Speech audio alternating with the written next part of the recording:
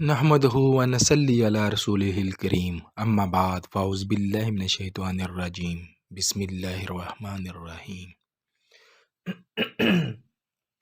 شروع اللہ کے نام سے جو بڑا مہربان نہایت رحم کرنے والا ہے۔ ناصر آفیشیل کے ساتھ میں حاضر ہوں۔ آج کا ٹاپک ہے تجارت کی ممنوع اقسام۔ اللہ کے نبی صلی اللہ علیہ وسلم نے بہت سی اقسام کو غیر ضروری قرار دیا ہے، منع فرمایا ہے۔ آج اس کے حوالے سے بات کریں گے۔ اس سے پہلے کہ میں اس کے حوالے سے ڈیٹیل کے ساتھ بات کروں، آپ لوگوں سے گزارش ہے کہ میرے اس چینل کو سبسکرائب کر دیں، ویڈیو کو لائک اور شیئر کر دیں اور بیل آئیکن کو پریس کر دیں تاکہ ہر ویڈیو آپ تک پہنچ سکے۔ تجارت کی ممنوع اقسام کے حوالے سے آج بات کریں گے۔ رسول اکرم صلی اللہ علیہ وسلم نے کئی قسم کی بیع کو سودوں سے منع فرمایا ہے، یعنی اس قسم کے جو ہیں لین دین سے منع فرمایا ہے، کیونکہ ان میں یا تو فریب اور دھوکہ ہوتا ہے جس سے لوگوں کے مال و باطل ذریعے سے کھانا لازم آتا ہے، یا پھر خیانت ہوتی ہے جو مسلمانوں میں دشمنی، کینہ اور جھگڑے پیدا کرنے کا باعث بنتی ہے۔ ان میں چند کی تفصیل ہے۔ قبضے میں لانے سے پہلے ہی فروخت کر دینا۔ اللہ کے نبی صلی اللہ علیہ وسلم نے اس طرح کی لین دین کو جو ہے منع فرمایا ہے۔ کسی مسلمان کے لیے جائز نہیں کہ سامان خرید کر اسے اپنے قبضے میں لینے سے پہلے فروخت کر دے، کیونکہ رسول اکرم صلی اللہ علیہ وسلم نے فرمایا جب تو کسی چیز کو خریدے تو اسے قبضے میں لینے سے پہلے نہ بیچا کر۔ کہ کچھ لوگ جو ہوتے ہیں وہ ایسا کرتے ہیں کہ ایک چیز جو ہے اس کے قبضے میں نہیں آئی، وہ دوسری جگہ پہ اس کا مال پڑا ہوتا ہے اور اسی میں اس کا ریٹ کر کے اس کو طے کر کے اور بیچ دیتے ہیں۔ اللہ کے نبی صلی اللہ علیہ وسلم نے اس چیز کو منع فرمایا ہے۔ ایک مسلمان پر دوسرے مسلمان کی بیع بیچنا۔ ایک چیز ایک مسلمان نے 1200 روپے میں خریدی ہے، دوسرا اسے کہے کہ تو یہ چیز واپس کر دے، تجھے یہی چیز 1000 روپے میں دیتا ہوں۔ یعنی ایک انسان جو ہے ایک چیز جو ہے اس نے 1200 روپے میں لی ہے اور وہ شخص کہتا ہے دوسرے کو کہ یار اس کو واپس کر دو، میرے پاس آپ کو یہی چیز جو ہے میں آپ کو 1000 روپے میں دوں گا۔ تو اللہ کے نبی صلی اللہ علیہ وسلم نے اس چیز کو منع کیا ہے، فرمایا ہے کہ اگر ایک بھائی نے اگر ایک چیز فروخت کی ہے تو دوسرے مسلمان کو نہیں چاہیے کہ اس پر ریٹ لگائے یا سودے بازی کرے۔ بیع نجش، جس کی یہ وضاحت ہے کہ ایک شخص خود سامان خریدنا نہیں چاہتا لیکن اپنے آپ کو خریدار ظاہر کرتے ہوئے بائیں کی طرف سے بولی لگاتا ہے، قیمت بڑھاتا ہے تاکہ دوسرے لوگ اصل قیمت میں زیادہ سے زیادہ قیمت دیں۔ یعنی بائیں مشتری کو یوں کہے یہ چیز میں نے اتنے میں خریدی ہے جبکہ اس نے جھوٹ بولا ہے۔ تو یہ جو اللہ کے نبی صلی اللہ علیہ وسلم نے اس طرح بھی منع فرمایا ہے کہ ایک چیز جو ہے وہ دوسرا شخص جو ہے یہ کہے کہ یار میں نے فلان شخص سے اتنے میں خریدی ہے، لیکن وہ جھوٹ بول رہا ہے، تو اس کا ریٹ بڑھانے کے لیے وہ غلط بولی لگا رہا ہے۔ تو غلط بولی دینا اور لگانا بھی اللہ کے نبی صلی اللہ علیہ وسلم نے حرام قرار دیا ہے۔ حرام اور ناپاک چیزوں کی تجارت، مسلمانوں کے لیے جائز نہیں ہے کہ وہ حرام اور یعنی ناپاک چیزیں فروخت کرے۔ اس طرح وہ چیز جو حرام تک پہنچا دے بیچنی بھی ناجائز ہے۔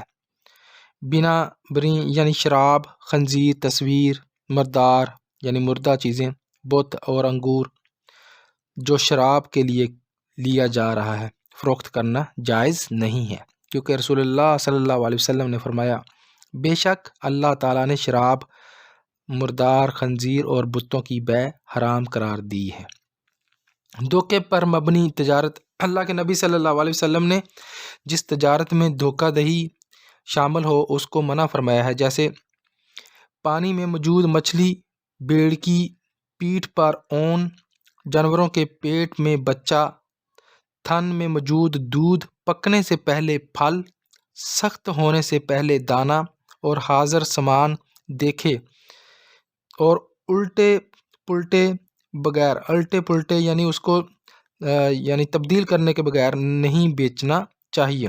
اس طرح غائب سامان کی صفت، نوعیت اور مقدار معین کا معلوم نہیں ہوتا، کیونکہ نبی صلی اللہ علیہ وسلم نے فرمایا کہ پانی میں موجود مچھلی نہ خریدو، یہ دھوکہ ہے۔ کہ یعنی ایک شخص جو ہے کہتا کہ تالاب میں 10 من مچھلی ہے یا ایک شخص جو ہے وہ ابھی پھل پکا نہیں ہے تو وہ اس کے پھول لگے ہوئے ہیں باغ میں، تو اس کا جو ہے ریٹ طے کر دیتا ہے کہ میں نے آپ کو اتنے میں یہ باغ بیچ دیا ہے۔ یا ایک فصل پکی نہیں ہے تو وہ کھڑی فصل کو جو ہے وہ سیل کر دیتا ہے اور اس کے پیسے لے لیتا ہے۔ تو ایسی جو تجارت ہے اللہ کے نبی صلی اللہ علیہ وسلم نے منع فرمایا اس چیز سے، کیونکہ اس کی اصل مقدار معلوم نہیں ہوتی۔ جب تک کہ اصل مقدار معلوم نہ ہو تب تک وہ چیز خریدنے سے اللہ کے نبی صلی اللہ علیہ وسلم نے منع فرمایا ہے، کیونکہ یہ ہو سکتا ہے کہ وہ اس کی مقدار زیادہ لے سکتا ہے پیسوں کی یا کم لے سکتا ہے، کیونکہ اس کی اصل معین مقدار معلوم نہیں ہے۔ اس وجہ سے اللہ کے نبی صلی اللہ علیہ وسلم نے منع فرمایا ہے۔ ایک تجارت میں دو تجارتیں مسلمان کے لیے جائز نہیں ہے کہ ایک بیع میں دو بیع یعنی دو دوہرا سودا کرے، بلکہ ہر سودا الگ الگ ہونا چاہیے، کیونکہ اس میں ابہام ہوتا ہے یعنی شک شبہ ہوتا ہے جو ایذا اور تکلیف کا سبب بنتا ہے۔ پھر اس میں دوسرے کا ناحق مال کھایا جاتا ہے۔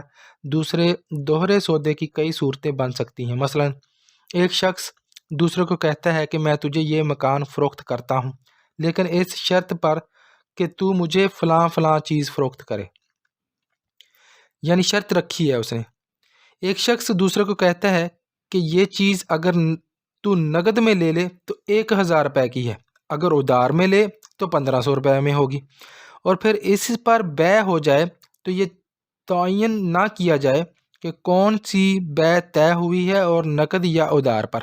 یعنی یہ بھی جو ہے غلط ہے کہ آپ کسی کو یہ کہیں، یہ بھی سود میں آتا ہے کہ اگر آپ 1000 روپے کی چیز ہے اسے کہیں کہ اگر ادھار لیتے تو میں آپ کو 1500 میں دے رہا ہوں، تو بھائی یہ سود میں آتا ہے۔ لہٰذا ایسی جو تجارت ہے اللہ کے نبی صلی اللہ علیہ وسلم نے منع فرمایا ہے۔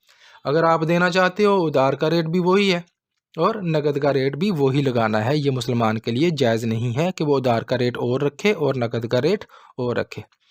500 روپے کے عوض دو چیزوں میں سے ایک فروخت کرتا ہے جبکہ اس کا تعین نہ کیا جائے کہ مشتری نے ان میں سے کون سی چیز خریدی ہے، کیونکہ رسول اللہ صلی اللہ علیہ وسلم نے فرمایا، آپ صلی اللہ علیہ وسلم نے ایک بیع میں دو بیع ڈبل سودے سے منع کیا ہے، یعنی ایک چیز جو ہے وہ آپ کو جو ہے دوسرے اس کی شرط پر دے تو وہ منع فرمایا ہے۔ اسی طرح بیل اور بون کسی بھی حال میں مسلمان کے لیے بیانہ وصول کرنا جائز نہیں ہے، اس لیے کہ رسول اللہ صلی اللہ علیہ وسلم نے بیانہ لینے سے منع کیا ہے۔ آج کل یہ ہوتا ہے کہ ہم نے جگہ لینی ہے تو اس کا بیانہ دے دو، کوئی چیز لینی ہے، کوئی جانور لینا ہے، کوئی گاڑی لینی ہے تو اس کا بیانہ دے دو، جبکہ اللہ کے نبی صلی اللہ علیہ وسلم نے بیانہ لینے سے منع فرمایا ہے۔